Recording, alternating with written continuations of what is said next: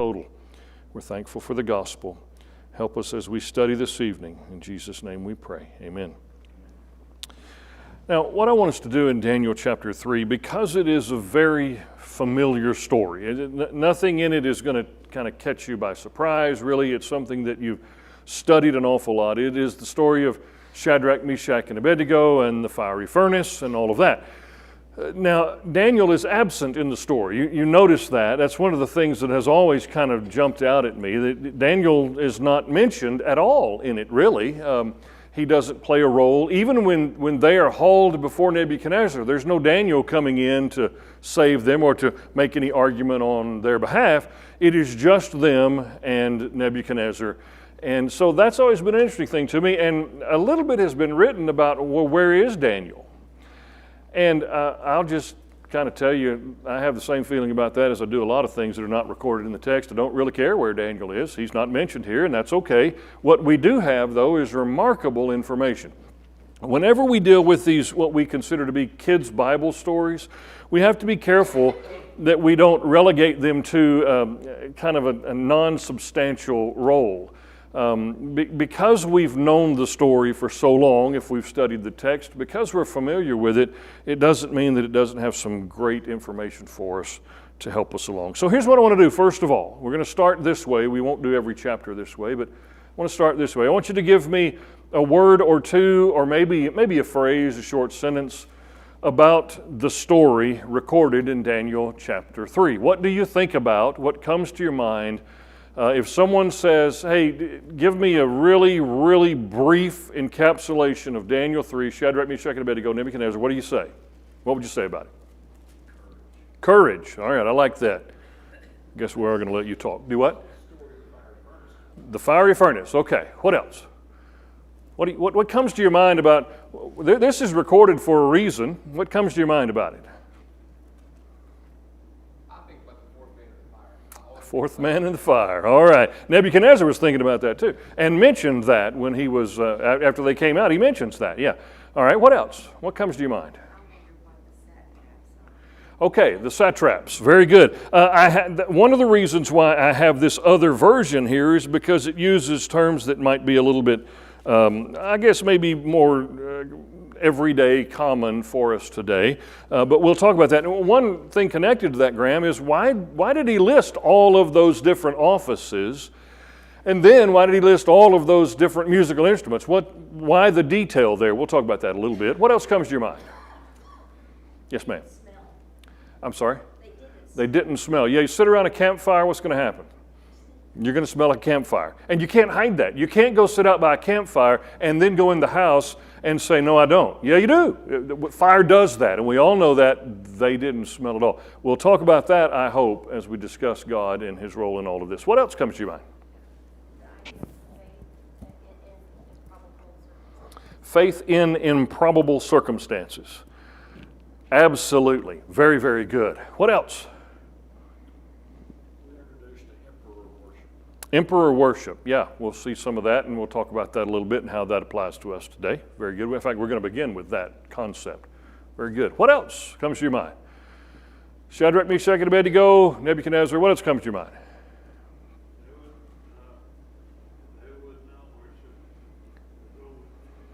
Yeah, they literally said, we will not.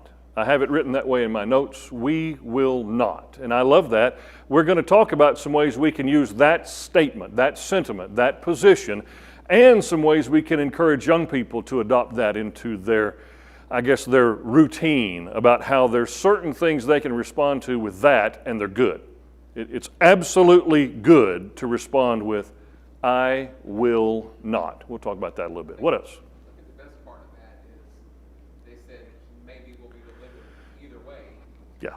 It wasn't a conditional, I will not. And I love that. Yes, I love that. What else? Well, that's what I was tied to. Their indifference about the outcome physically.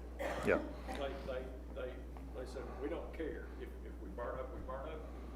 If we don't, we don't. Yep. But either way, yeah. We're not compromising our spiritual. We'll talk about that, how they didn't care which way it went. They cared, but their decision-making was not dependent upon which way it might go. they were who they were, and they were going to say what they said. It reminds us, we'll jump ahead a little bit, it reminds us of what we see with Peter and John in, what is it, Acts chapter 4. Whether you think it's right to obey men or not, you'd be the judge, but we're going to do what God says. The whole idea of, we've already made that decision. And we talk a lot to the young people about having that kind of determination about your life. We've already decided who we're going to be and what we're going to do, and especially what we're not going to do. And so the I will not kind of comes more naturally that way. Anything else? Yes, sir.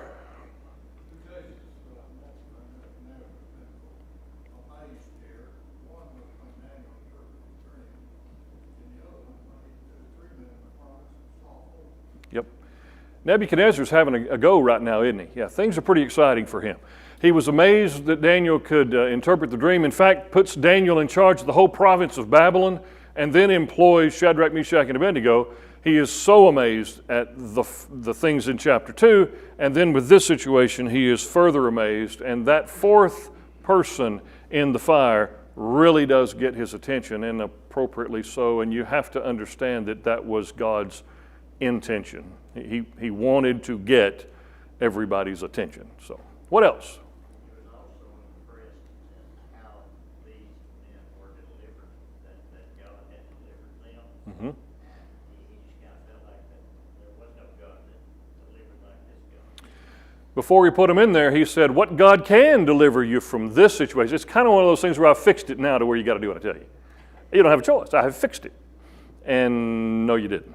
And anytime we get to thinking we have arranged things so that God must do what we want him to do, or that his people must they must give in to what we want them to do, we're not thinking right.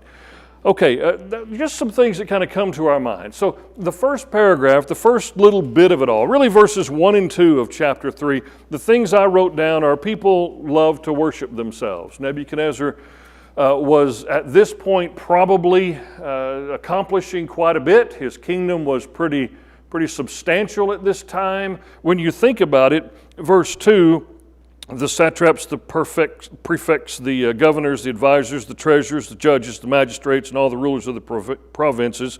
When you have a kingdom that includes all of those various levels of bureaucracy, you've got a pretty big kingdom. And so his position on all of that is, what we're going to do is we're going to make a statue so folks can worship it. A lot of discussion about did it look like him or not. I don't know how you'd make something 90 feet tall and 9 feet wide look like a person, but I don't know, might have had a head on it. I don't have any idea what it looked like. But he makes the point, if you jump ahead a little bit, he makes the point that it was his, right? He looks at it and says, this was mine. If you jump ahead to verse 14, is it true, Shadrach, Meshach, and Abednego, that you do not serve my gods or worship the golden image that I have set up? This is mine. It belongs to him. And so he liked for folks to think about him and worship him. And I'm so glad we don't have that sort of a problem today. That would be terrible if we had the challenge of wanting people to look at us, and if we had the problem of wanting people to think highly of us and pay attention to us and all of that. If we had Nebuchadnezzar's problem, it'd be terrible, wouldn't it? Right? That'd be bad, right? Okay, that point's made. Let's move along. We can think about how in our world today, we can make ourselves more important than we are. We can see ourselves in ways that are not accurate. And one of the things that we say a lot, and we usually go to the Proverbs about this, one of the things we say a lot is if we're talking about ourselves all the time, then we have a problem. We need to realize that we're having a problem. And it becomes a habit. We talk about ourselves and what we're doing and what we did and what we planned and all that. That's the only thing that's on our minds, the only thing we can talk about, and everybody in the world sees it and knows it but us. That's how it goes. I have a friend of mine who has been here a few times to preach. He's, I think, in his mid to late 70s, and it's really funny. He won't say the I pronoun very often. It's we. Even if it's just him getting in a car going down the road, he says, well, we're going to go down the road now. And I'm like, that doesn't make any sense. But that's his, I think, the way he deals with it so that he doesn't get caught up in the I. And so whatever it is that he's doing, we are doing that. We are planning this. And it's kind of funny every now and then to ask him, who's we? Because it causes him to pause a minute. And he goes, well, you know what I mean. Okay. I think about that when I read verses 1 and 2 of Daniel chapter 3.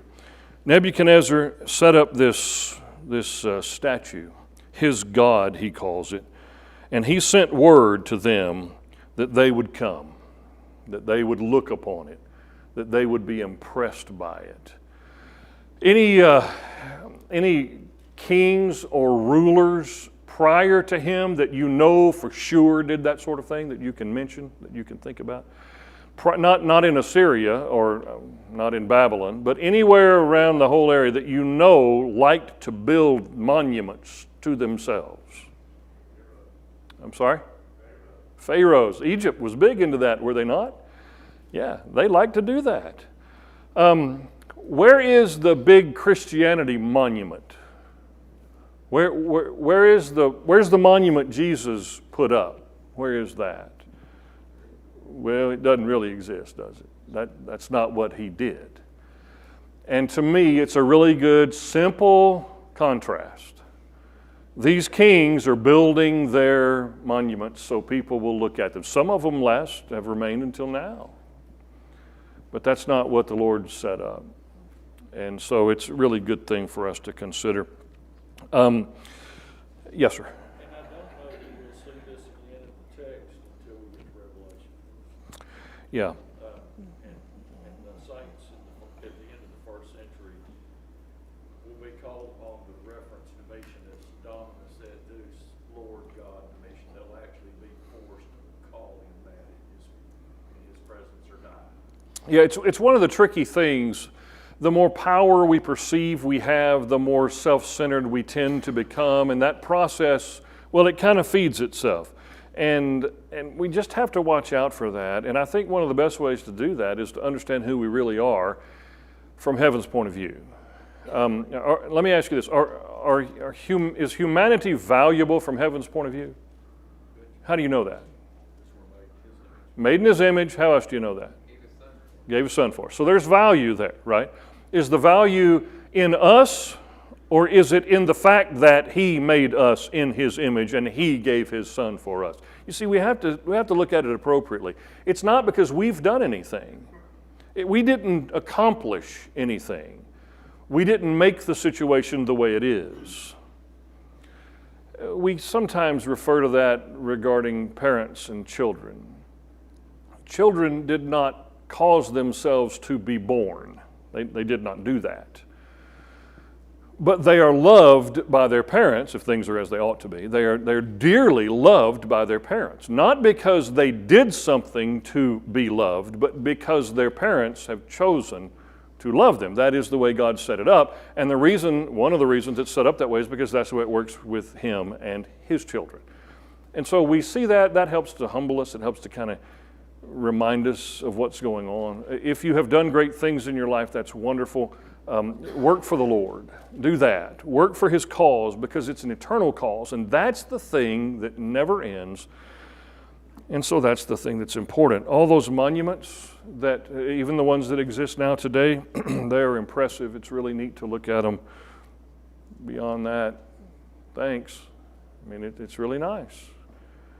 What we want to do is spend our time helping people get to heaven. So 1 and 2 get to that for us. Verses 3, 4, and 5 get to, in my mind, things are going to from time to time be set up in a way that will put you to the test. It's just going to happen sometimes.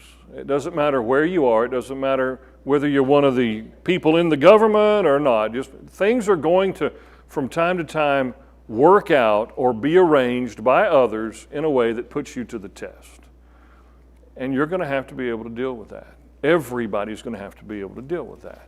Some of you have dealt with that sort of thing in your work environment. You've had really difficult work environments, and you've had to manage things, and people have required things of you that are not right, and you've had to deal with that, and you've had to take a stand, but the right way. You've had to manage all of that.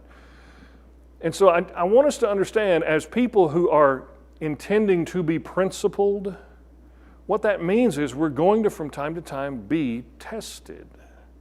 There's no way out of that. There's no way around that. And so when I talk about we're going to have to be tested from time to time. It's a part of it. It's going to happen. Does any passage come to your mind? Maybe during our summer series, maybe right at the very beginning of our summer series. Does any passage come to mind? James chapter 1? Yeah, James chapter 1, where he said, "Count it all or consider it all joy, my brethren," Christians, "when you encounter various trials, knowing that the testing of your faith produces patience," or endurance, depending on your version.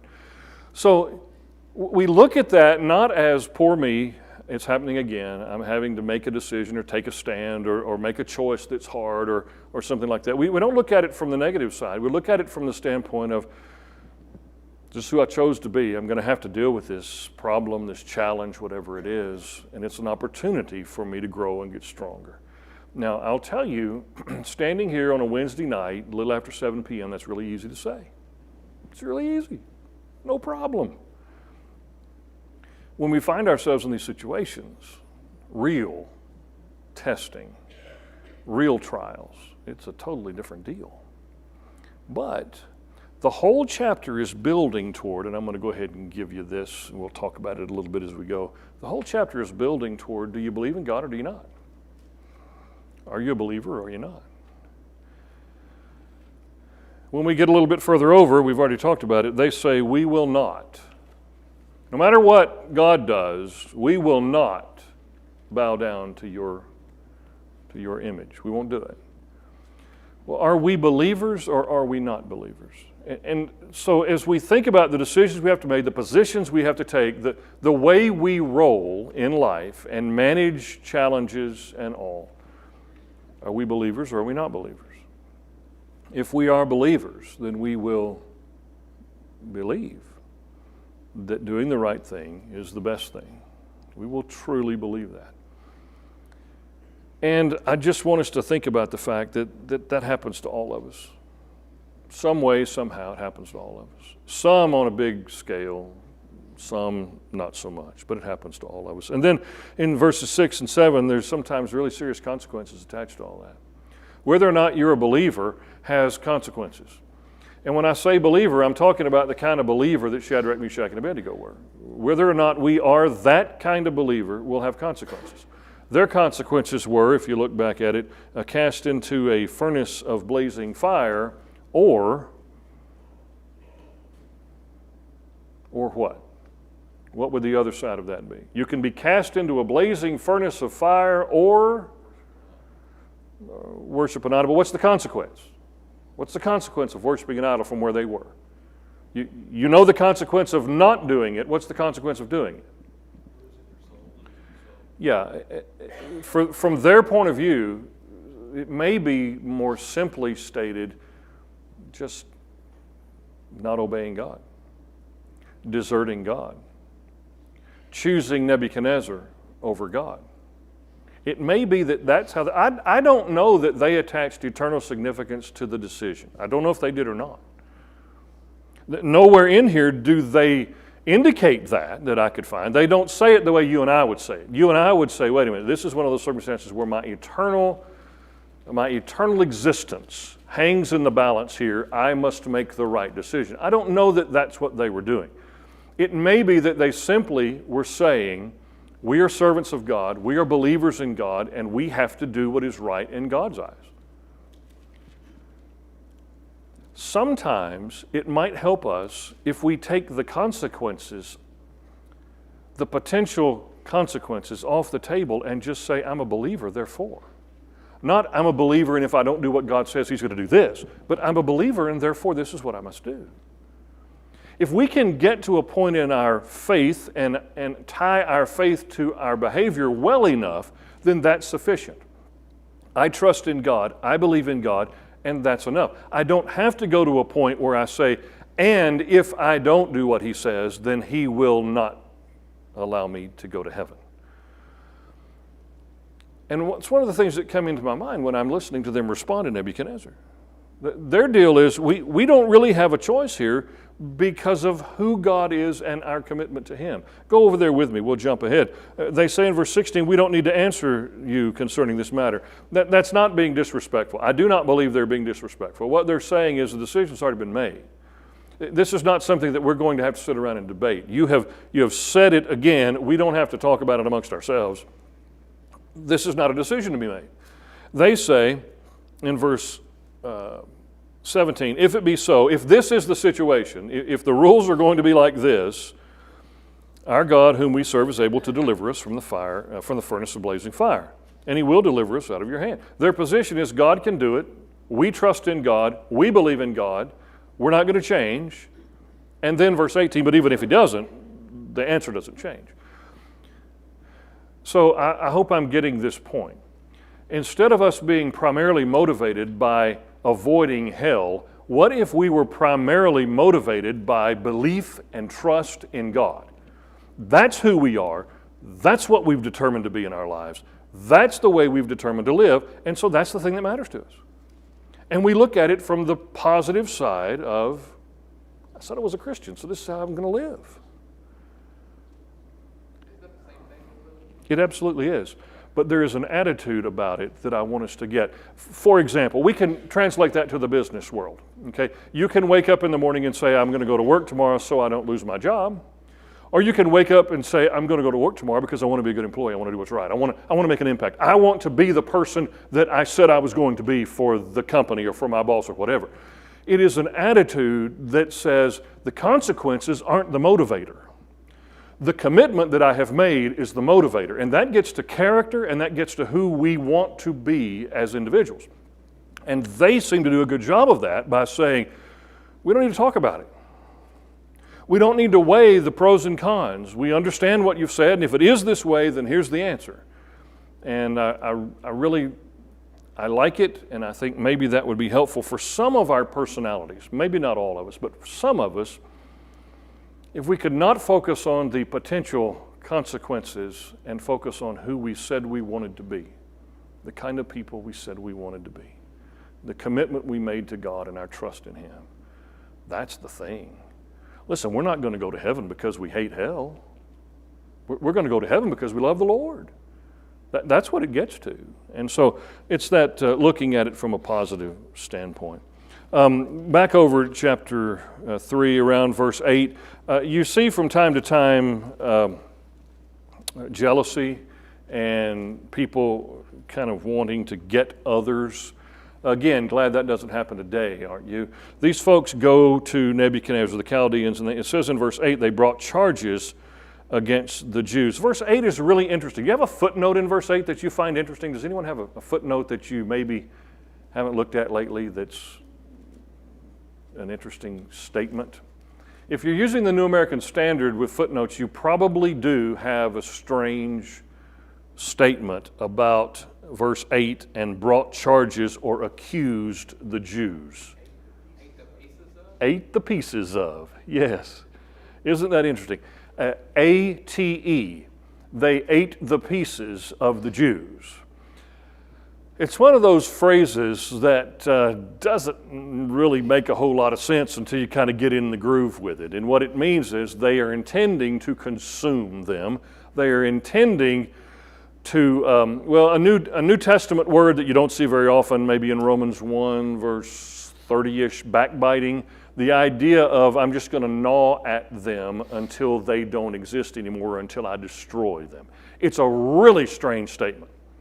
But the original Hebrew word has to do with they just consumed them by gnawing on them. That was their intention. That's what they wanted to do. So that's the disposition that took those Chaldeans to Nebuchadnezzar. Now, if you think about it, it may be, I don't know, it may be though that these Chaldeans were some of them that were saved in chapter 2 by Daniel and his 3 friends praying to God and getting an answer to Nebuchadnezzar's dream. Remember that? I don't know if they are that, but they're a part of this process. They are the ones who went out on the plain of Dura out there to go through the process of bowing down to the statue. So they very well may have been a part of that group.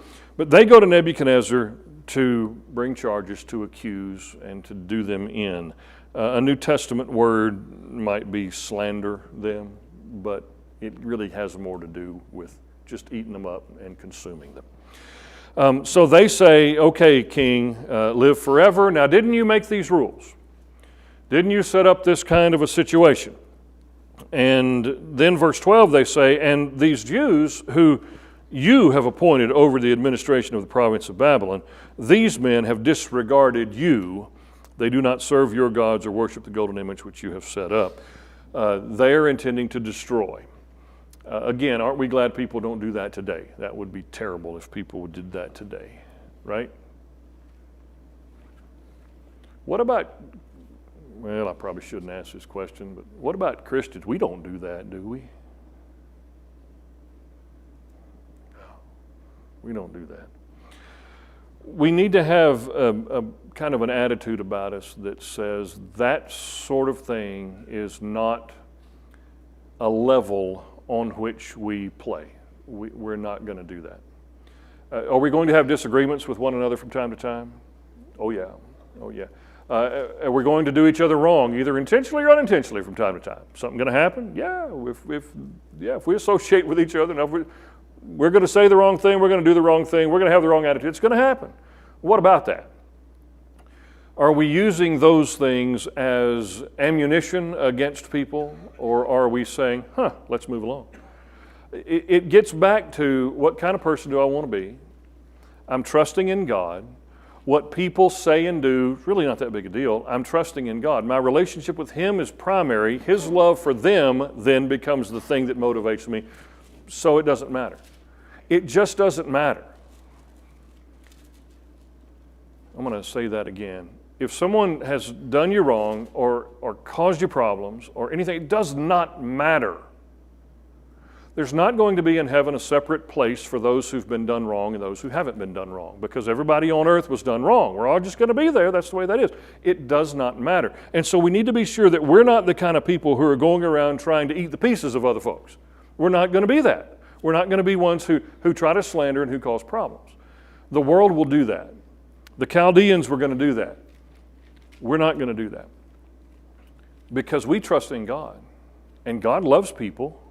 The very people who've done you wrong or me wrong, God loves them, and so that's how we're going to roll. And it's one of those things that once we decide that, it becomes really easy. Randy jokes from time to time that it's really hard to upset or offend him. You just about can't do it. I've tried. You just can't really do it. He's not going to let himself be offended. And I love that. And I think that's the quality that we're all after, and every one of us has that attitude about certain people. I mean, you do. You're not going to let them offend you. Even if they say or do the wrong thing, you're not going to be bothered by that. But then there may be somebody else that, we're not going to let it go if they do it. And we need to grow up past that. We're trying to be Christians. And so we're trusting in God, not people. People are going to make mistakes. People are going to let us down. People are going to do the wrong thing. So be it. I'm here to serve the Lord. That needs to be our attitude. And we can do that.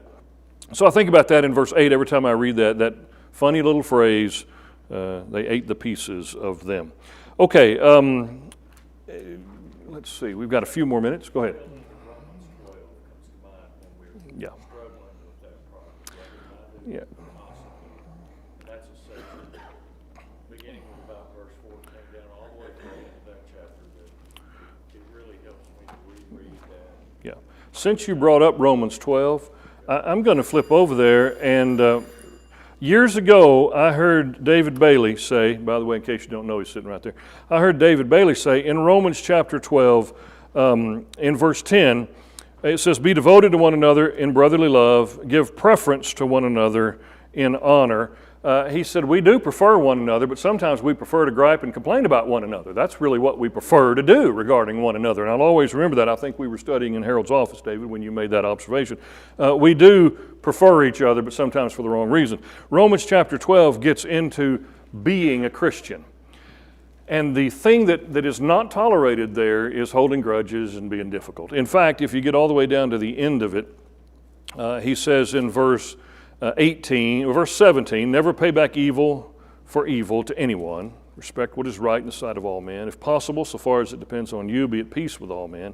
Never take your own revenge, beloved, but leave room for the wrath of God. I love that phrase, leave room for the wrath of God. You don't need to get all up in there when it's God's business to handle. Leave it alone. God can take care of that. Then he quotes, if you have verse 20 there, Verse 20 is a quote out of, I think, 2 Kings chapter 6. He says, but if your enemy is hungry, feed him, and if he is thirsty, give him a drink, for in so doing you will heap burning coals on his head. Do not be overcome by evil, but overcome evil with good. The whole idea is you are a Christian, and you have put your trust in God, so those things, they aren't your business, and they don't matter to you anymore. God is able to handle all of that. Isn't that remarkable, that He is able to handle all of that? And He will handle that in a way that's much better than I would. One of the things about this business of us being offended and being sensitive to what others have said or have done or we think they've said or done, one of the things about that is pretty obvious but we miss sometimes is we only know our side of things. We only know our part of things.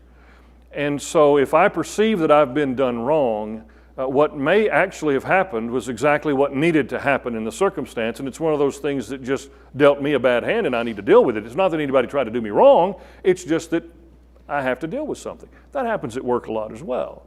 There are circumstances where things have to be decided and somebody might get a bad deal out of it. Not intentionally, it's just the way it goes. So the whole idea of only knowing a piece of the puzzle, only knowing one side of things, helps me say, okay, we just need to learn to let things go and let God deal with it because He's capable. Plus, the Apostle Paul said that's what we ought to do, so that's what we ought to do. One other thing about that, we got 2 minutes, so one other thing about that I'll say. A lot of times, the problem of being offended, of wanting to get vengeance and all of that, gets back to I'm too concerned about myself and I'm not as concerned about other people as I should be. And listen, it is absolutely impossible to love others if we love ourselves too much. Love of self prevents us from loving others. It just does. The more concerned we are with self, the less room we'll have for other people. And we may not like to hear that, we may not want that to be so, but it absolutely is. If we're consumed with self, we're not going to be as concerned about others as we ought to be.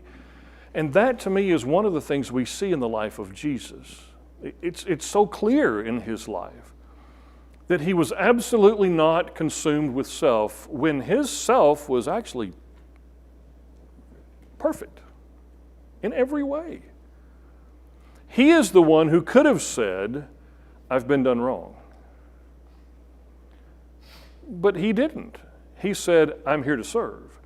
And so just think about it and kind of keep in your mind that too much love of self means we're not going to be able to love others the way we ought to love them, which it's not going to happen. And we will fail at loving others because we're consumed with ourselves. All of that out of these Chaldeans wanting to go get Shadrach, Meshach, and Abednego. By the way, what evil did Shadrach, Meshach, and Abednego inflicted upon the Chaldeans? What had they done? Well, not one thing, but they were Jews. That's how the Chaldeans refer to them. These Jews, they say. They weren't like us. We don't like them. We want to get rid of them. Even though they've done really good things for our people and our government and served our king with integrity, we want to get rid of them. So we'll pick up there.